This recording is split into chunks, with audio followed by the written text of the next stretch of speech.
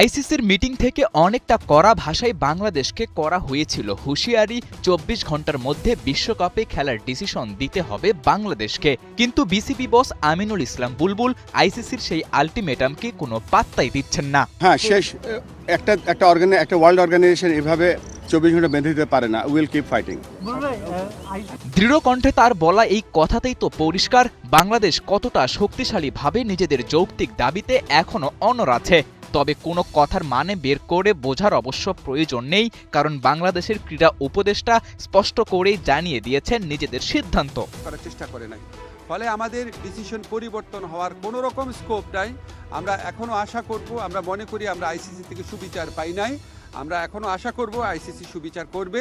আমাদের যে বিশ্বকাপ খেলার যে অধিকার, যেটা শ্রীলঙ্কাতে আমাদের খেলার সুযোগ রয়েছে, এরকম বহু নজির পৃথিবীতে আছে যে অন্য একটা ভেন্যুতে সিকিউরিটি রিস্কের কারণে খেলা হচ্ছে। আমাদের এখানে জেনুইন সিকিউরিটি রিস্ক আছে। আমরা এখনো আশা ছাড়ি নাই। আমরা আশা করব আইসিসি আমাদের জেনুইন সিকিউরিটি রিস্কটা সুবিবেচনার সাথে নিয়ে আমাদেরকে শ্রীলঙ্কায় খেলার সুযোগ করে দেবে বিশ্বকাপ। আমরা সেই আশা। কেবল নিজেদের সিদ্ধান্ত জানিয়ে যে বাংলাদেশ থেমে গেছে ব্যাপারটা এমনও নয়, বরং আইসিসির স্বেচ্ছাচারিতার বিপক্ষে সরাসরি অভিযোগ তুলেছেন আসিফ নজরুল। মুস্তাফিজ ইস্যুকে বিচ্ছিন্ন ঘটনা হিসেবে দেখাতেই ক্ষোভ ঝেড়েছেন বাংলাদেশের ক্রীড়া উপদেষ্টা।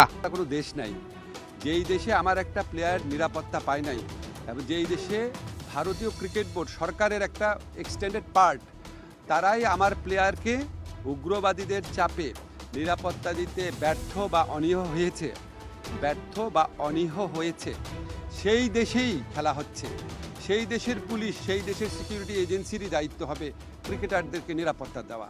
তো আমরা তাহলে ওই ঘটনার পরে কি এমন চেঞ্জ হয়েছে ভারতের যে আমরা ভাবতে পারবো যে ভারতে আবার কোনো উগ্রবাদী আস্ফালন হবে না, এবং ভারত আমাদেরকে মুস্তাফিজকে নিরাপত্তা দিতে পারে নাই। তো কি হয়েছে?